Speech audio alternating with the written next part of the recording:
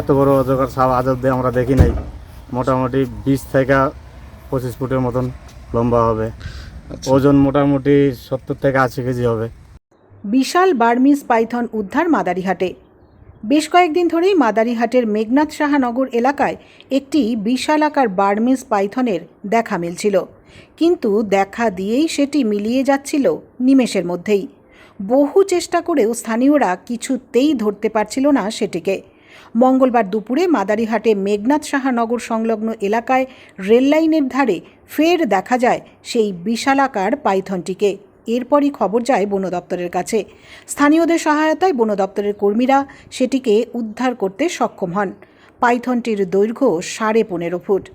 Burmese পাইথনটির স্বাস্থ্য পরীক্ষা করে গভীর জঙ্গলে ছেড়ে দেওয়া হয়েছে বলে বন দপ্তর সূত্রে জানা গিয়েছে।